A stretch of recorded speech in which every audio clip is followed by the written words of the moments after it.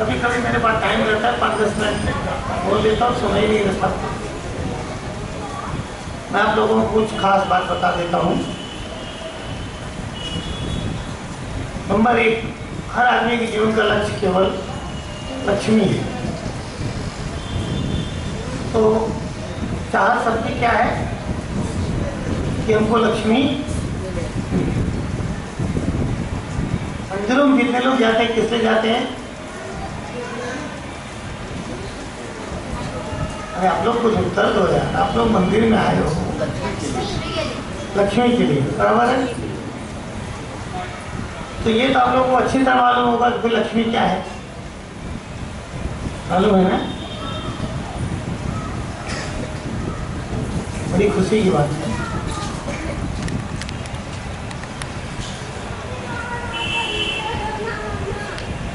हर प्रवचन आपने देखा होगा, मैं एक दो प्रश्नों के साथ ही शुरू करता हूँ, क्योंकि गुरु के यहाँ एक कंडीशन होती है कि गुरु ज्ञान देता है, कथा नहीं सुनाता। तो कोई प्रश्न होगा तो उत्तर होगा, गुरु शिष्य के बीच में यही होता है, कुछ होता नहीं। तो हर आदमी मंदिर में किससे जाता है? ये उत्तर तो आपको देना है क्योंकि आप आए हो। इसके लिए जोर से बोलिए जरा, जो नहीं बोलेगा लक्ष्मी बोलेगी मेरे लिए तो आए नहीं, हम टाइम के मांग लेंगे। तो आए होते तो बोलते कि लक्ष्मी के लिए आए हो। किसके लिए आते लोग मंदिर में? अभी भी कुछ कर दो तो खुले ही नहीं। चलो कोई बोल रहा है मन की शांति के लिए। मन की शांति कैसे मिल सकती है? भाई कोई 20 साल का है, कोई छोटा है, कोई 40 साल का, कोई 60 साल का, कोई 65 का, कोई शादीशुदा है, कोई बिना शादी वाला है, कोई कुंवारा है, किसी को उम्मीद है, किसी को उम्मीद नहीं है, जो भी है, कोई एम्प्लॉयड है, कोई अनएम्प्लॉयड है, जो कुछ। मन की शांति कैसे मिलेगी? हाँ बोलिए। लक्ष्मी से। बड़ी अच्छी बात। अब अगर लक्ष्मी से मन की शांति मिलेगी तो आपको पता होगा कि लक्ष्मी क्या है। तो हर आदमी के लिए पता होगा ना लक्ष्मी क्या है, पक्का मालूम है ना? तो मुझे लक्ष्मी समझाने की जरूरत तो नहीं है।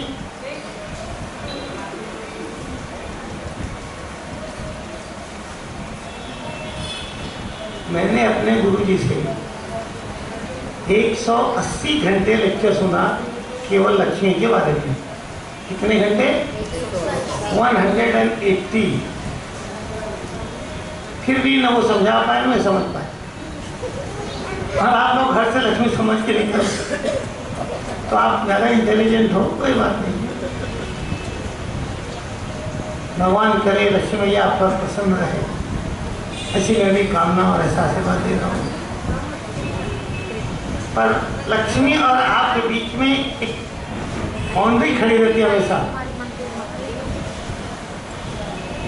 उस बाउंड्री का नाम है अपने कर्मों के फल। और वो कर्मों के फल जो देने वाले देवता है उसका नाम है नवग्रह। क्या नाम है? तो लक्ष्मी की कामना करने वालों को पहले उस बाउंड्री लाइन को समझ लेना चाहिए। तो सबके सामने क्या बाउंड्री नहीं है, और लक्ष्मी सबको समान रूप से देने वाली है।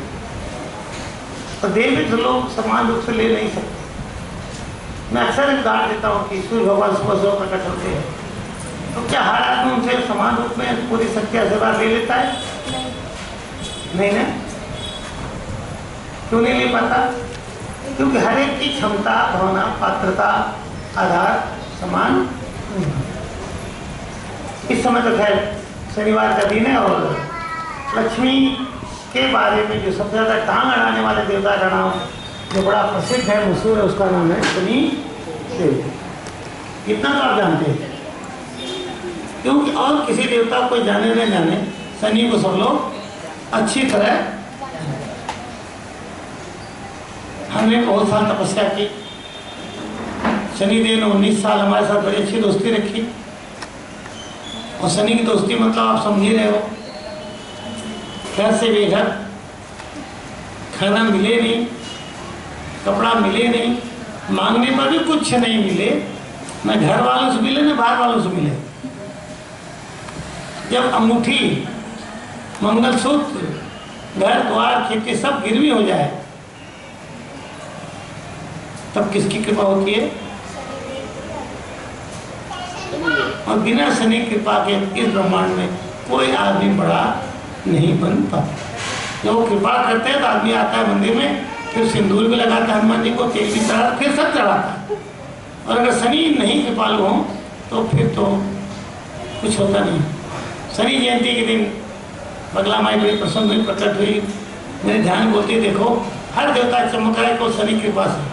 तो शनि दंड देते हैं तो लोग देवता के पास आके, तब दान पुण्य दक्षिणा सब किसके डर से चल रहा है? तो सारे आश्रम किसके डर से चल रहे हैं? तो धन्य शनिदेव, भक्त बनाते हैं शनिदेव। तो आप शनि को कभी खराब मत समझना। और अगर शनि प्रसन्न हो जाए तो टाटा बिरला ही बना छोड़ते हैं। फिर वो बड़ा बड़ा उद्योग, फैक्ट्री, आयरन और जमीन के अंदर की खनिज पदार्थ, पेट्रोल, ये सब के मालिक शनि। तो शनि छोटे नहीं है, जब देते हैं बहुत दे देते हैं। अब क्यों देते क्यों नहीं देते, इसके लिए अगर आपको ज्ञान की इच्छा हो तो हमारे काउंटर पे किताब है, शनि के बारे में लेके पढ़ो। हमारे शास्त्रों में एक बात का बहुत वर्णन है कि यज्ञ किया जाए। पूरे हिंदू धर्म में यज्ञ से बड़ी कोई चीज नहीं मानी गई। और यज्ञ के बारे में बहुत साहित्य लिखे गए हैं, मैं इसमें यज्ञ की व्याख्या तो नहीं कर रहा हूँ।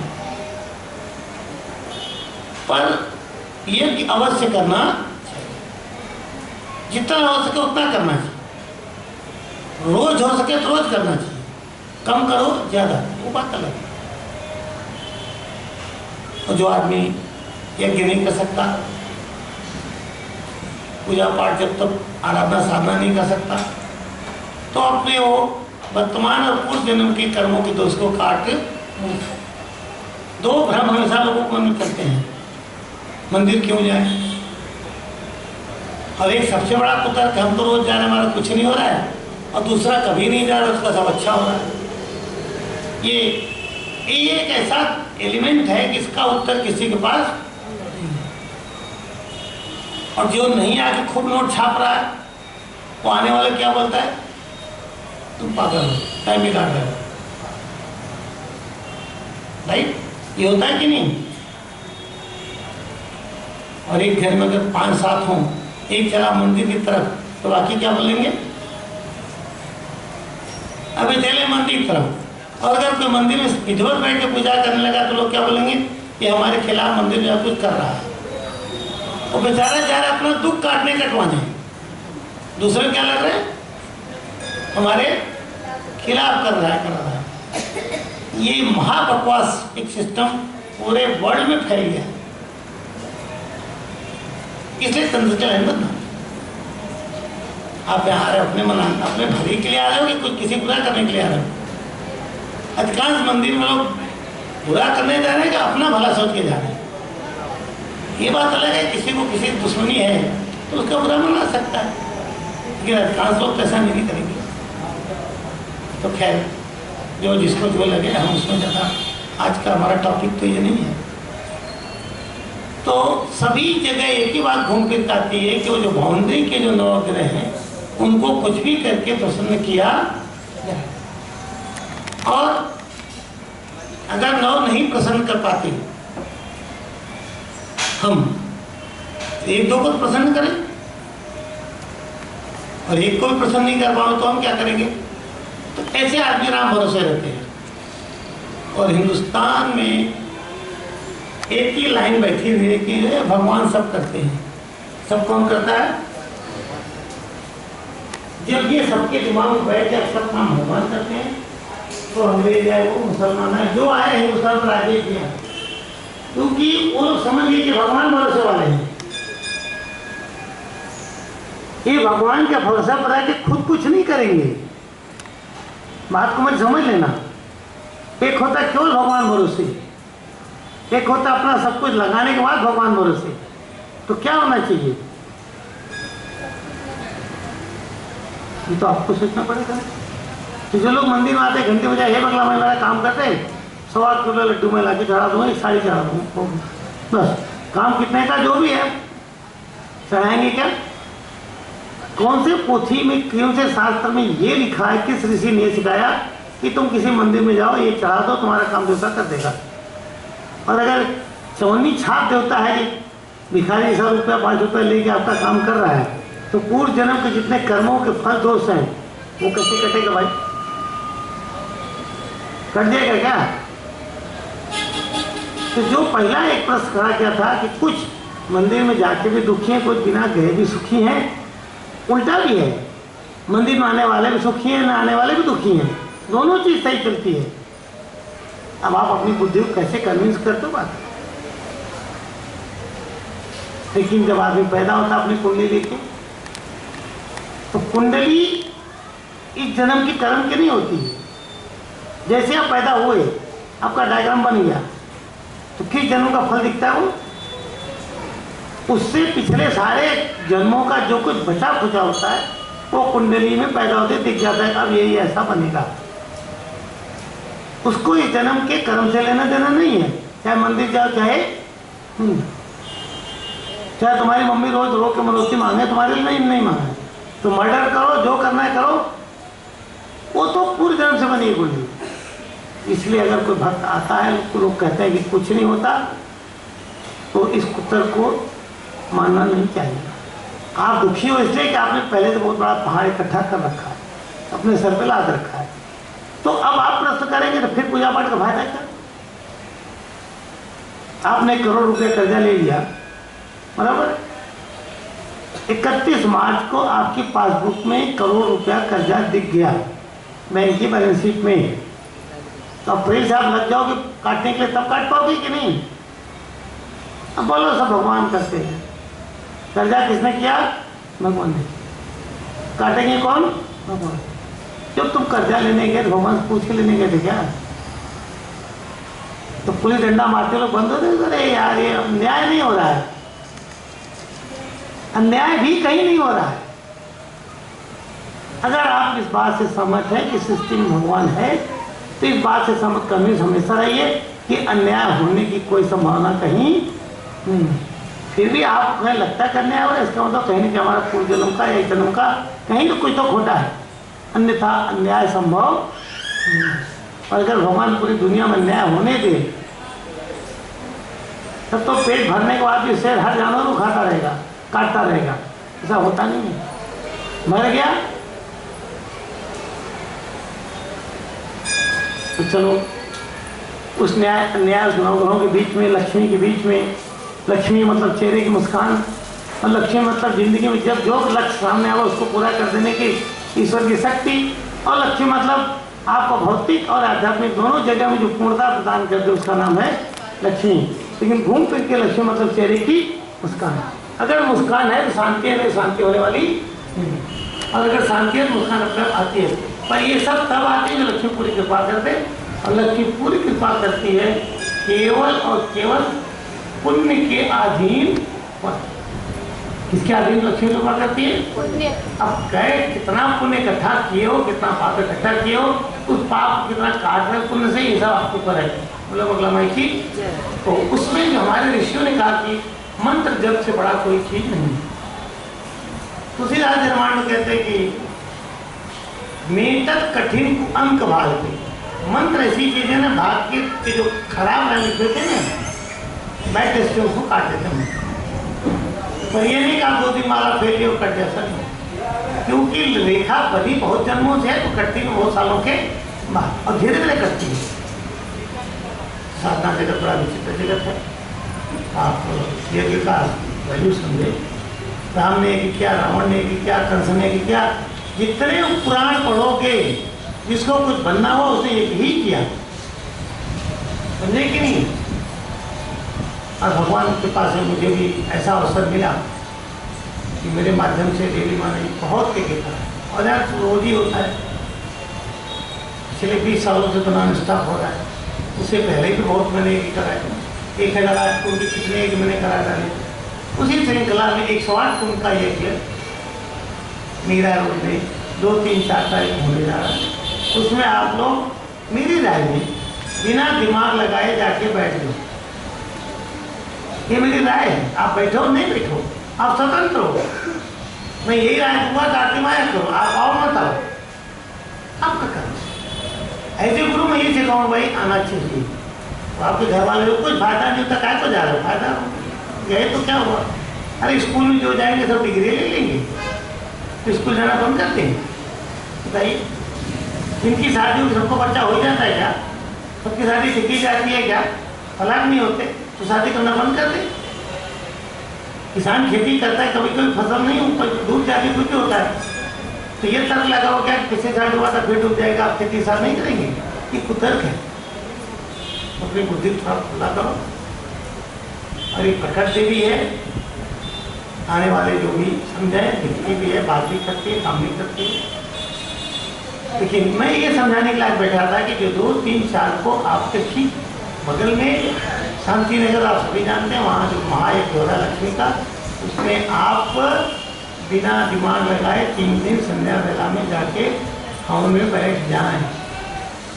समझे कि नहीं? कुंड खाली नहीं है ज़्यादा, मुश्किल से 15-20 कुंड नहीं बचे हैं, सबकी बुकिंग हो चुकी है। आज लास्ट चांस है, आज शनिवार है, तो आप लोग यहाँ अपना अपना नाम लिखा दो। जो पूछना पाछना यहाँ की कार्यकर्ताओं को पूछो। बाकी ज़्यादा जानकारी चाहिए तो आप जो हैंडबिल में गुजरातियों का वो नंबर है कहीं, क्योंकि ये आयोजन गुजराती ब्राह्मण समाज करवा रहा है, हम लोगों के साथ उनसे भी मिल सकते हो, यहाँ मिल सकते हो। बोले बोला भाई जी, मैं आप लोगों को दिल से आशीर्वाद दे रहा हूँ कि शास्त्रों में शनि देव बड़ी लंबी तपस्या के बाद प्रकट हुए हैं, और ये शनि धन प्रदायक शनि है। उल्लू पर बैठे हैं, गीत और भैंसे पर नहीं बैठे। तो उल्लू पर बैठा शनि आपको कहीं नहीं मिलेगा। ये मत समझना कि हमने उल्लू बनवा दिया। अगर हम अपनी इच्छा से उल्लू बना दें शनि के लिए, शनि हमको उल्लू बना देंगे। देवता कोई पागल नहीं है। लोगों को लगता है कि अरे इनका कुछ होगा, अपना चक्कर इसलिए सब हो रहा है। हम अपना कुछ भी चक्कर चलाएं, अगर गलत करते हैं तो कोई देवता छोड़ने वाला नहीं। भगवान विष्णु तक की उंगली से उन्हें कटवा दी, ब्रह्मा के मुंह भगवान ने कटवा दिया। कहने का सारांश ये कि चाहे आप हो, चाहे मैं हूँ, चाहे कोई भी देवी देवता हो, गलत नहीं कर सकता, और अगर कर दिया तो दंड के लिए भोलेनाथ की तीसरे यहाँ पर काली खड़ी छोड़ती, और न के नौकरे किसी को छोड़ते। राम को छोड़ा, न पांडवों को, न कृष्ण को, न किसी को छोड़ते। ये सब भ्रम निकाल देना। जो भी कहा जाता है बिल्कुल सत्य कहा जाता है, फिर भी आप मानो ना मानो, आप स्वतंत्र हो, क्योंकि सच दिखाई देता नहीं, और जो दिखाई देता वो सच नहीं है। आप बोलो ऐसा कैसा गुरु जी? आज सुबह एक प्रेमी जोड़ा मेरे पास आया, गुरु जी हम लोग शादी करना चाहते हैं। मैंने दोनों को देखा, मैंने कहा, मन में सोचा गया ये तो 3 महीने के ऊपर का तो चलना नहीं है, 3 तलाक का सिस्टम तो नहीं है, लेकिन 3 महीने ऊपर मुझे नहीं दिख रहा है। मैंने कहा मेरी राय में तो अकेले अकेले मिलो तो बात करूँ, अकेले मैंने दोनों समझा, बोलते नहीं हम तो जिएंगे मरेंगे साथ। अब मुझे मालूम है दोनों एक दूसरे धोखा दे रहे हैं, तो क्या आंखें तो बोल देती है ना। मैं कह तो नहीं सकता कि भाई वो तुझे धोखा दे रहा है, वो दे रही, नहीं कह सकता। तो सच बोलो तो गाली सुनो, सच बड़ा विचित्र चीज़ है। मैंने कहा भाई मेरी राय में तो शादी बहुत अच्छी नहीं लग रही है, थोड़ा इंतजार करो। मैं इसलिए इंतजार के लिए बोला अगर 6 महीने रुके तो होवे नहीं करेगी, धोई तो सुखी रहेगी। लेकिन वो जून निकाल दे संभव नहीं, वो कोर्ट में जाए छपा मार के आ जाए, चाहे माँ बाप कुछ भी कर लें, और है भी उनका कास्ट मामला, इंटर रिलीजन भी समझो। तो कहने का तात्पर्य कि मन में छल है दोनों की, पर दोनों जान नहीं सकते। इसलिए कह रहा हूँ जो दिखाई देता है वो सच, और जो नहीं दिखाई दे रहा है वो तो सच कैसे माने। पर ये भी सच है, वो भी सच है, मुस्कुराते रहो। बोलो शनिदेव महाराज की जय। शनि किताब आप अवश्य लें, पढ़ें, और उस यज्ञ में आप अवश्य पहुँच जाएं, ऐसी मेरी इच्छा है, ऐसी मेरी कामना है। और पहुँचेंगे निश्चित रूप से भला तो होता है, कितना भला हो एक अलग बात। आप मजदूरी करेंगे, एक आदमी की एक दिन की सैलरी 2000 हो सकती है, लाख भी हो सकती है, 100 रुपया भी, 400 रुपया भी हो सकती है। तो ये ब्राह्मण पालना की उसने ये किया 3 दिन उसको लक्ष्मी ने ये दिया, हमको कितने दिया या हमको नहीं दिया। और नहीं भी अगर सैलरी दिया तो आपके अकाउंट में रहेगा, किस दिन मिल जाएगा। तो ये में जाइए अवश्य आगे बोले मतलब भाई की बस किसी के मन में कोई क्वेश्चन हो तो आप पूछ लो, उत्तर दे दीजिए।